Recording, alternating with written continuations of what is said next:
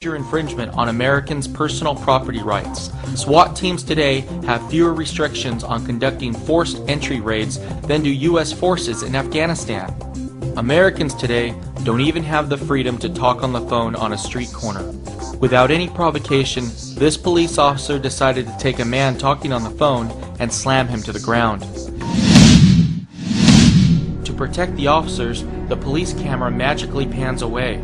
But the cop was later shown purposely slamming his car door on the ankle of the victim. We were recently contacted by a member of NIA who lives in Florida. Police are literally checking people's cars to see if they're unlocked. This member literally went out for 5 minutes to get some coffee. When he came back, his doors were locked. And inside was a flyer that said it was the sheriff's department and he needed to make sure his door was locked. Literally leaving a little yellow pamphlet. Now, I want you to think about this for a second. Shouldn't Americans have the right, have the choice to lock something or not lock something, or have the convenience of not wanting to lock their doors? I mean, what if the man had a key that was broken and he wasn't able to get inside of his car after it was locked? Imagine the inconvenience this government intrusion into his life would have caused for the rest of his day. Some states are now making it a crime to videotape out-of-control cops. A Harford County man now faces up to 5 years in prison after he recorded a bizarre traffic stop last month in Harford County. He accepted the speeding ticket he says he deserved and did nothing more than just post this video on YouTube. It was all but forgotten until this morning when he was served a warrant and now faces the charge of illegal monitoring with his helmet camera. State police believe they have a case. In Maryland, you cannot record someone audibly without them knowing. It is a felony. But Graber argues it was obvious and points to this picture of the camera on top of his helmet, a common practice, he says, with riders. Most Americans today, especially our youth, no longer think for themselves. Their minds are preoccupied and distracted by trivial matters like Jersey Shore. They absolutely take no interest in learning the truth about the U.S. economy and politics.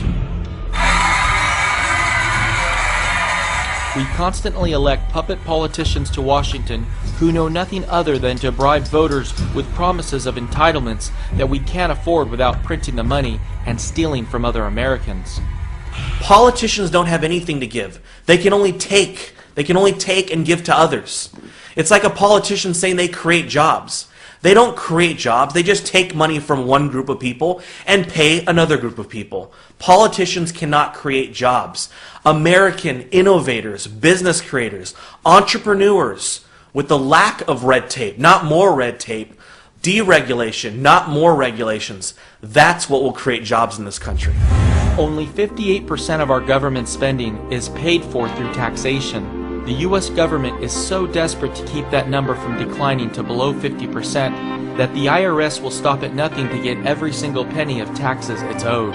Came into the car wash, handed my manager a bill, and it was from the Internal Revenue Service. They said, we need you to pay up your back taxes. But when they looked at the bill... Because the amount was 4 cents. 4 pennies. 4 pennies. 4 pennies, yes ma'am. Zeph couldn't believe 2 agents drove to his business to hand-deliver a bill for just pennies. And once I found out the amount, then I started to actually chuckle. But Zeph stopped laughing when he took a closer look. After 3 years of penalties and fees, the 4-cent back tax skyrocketed to more than $200. Even state and local governments are going crazy to collect every penny that is owed to them. The wife of one NIA member in Omaha, Nebraska, recently started cleaning houses in order to generate extra income so that their family can begin accumulating physical silver to protect themselves during hyperinflation. After handing out just a few hundred flyers in their neighborhood with no other advertising, and before she even began cleaning any houses, the state sales tax office called her and said she didn't have a sales tax permit and that she needed to get one immediately to begin collecting sales tax. Although the federal government has a printing press to fund their spending that goes beyond what can be raised through taxation, state and local governments have no such option. Local law enforcement today are waiting behind every tree with radar guns and stopping otherwise law-abiding citizens for seatbelt violations in what can be described in no other way than a desperate revenue grab to help balance the budget and keep their jobs. This is causing some Americans to go insane and act in inappropriate ways. So the conversation's over. You can complain to the chief of police. That's not a problem. You can go to court and complain to the judge. That is not a problem.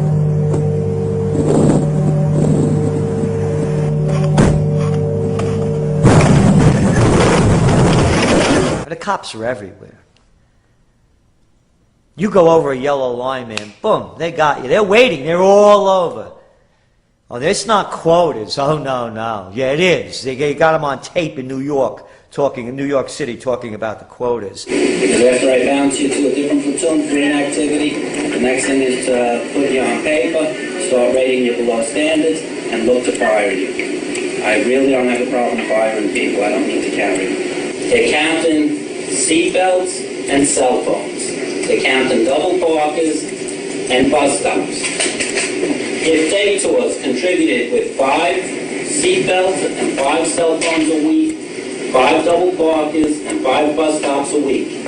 But you as the bosses have to demand this and have to count it. Your goal is 5 in each of these categories. Not a difficult task. It could be accomplished on Monday. If it's not accomplished by Monday, you've got to follow up with it by Tuesday. But there's no reason why it can't be done by Thursday. All right. So, whatever I get Friday, Saturday, or Sunday is gravy. I'm not looking to break records here.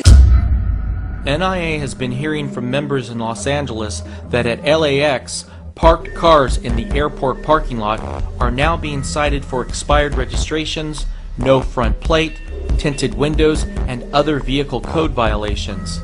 This kind of behavior was previously unheard of, but with state and local governments near bankruptcy, they simply have no other choice. Even more outrageous, in San Francisco, the police have started a pilot program that is training civilians to do their work for them.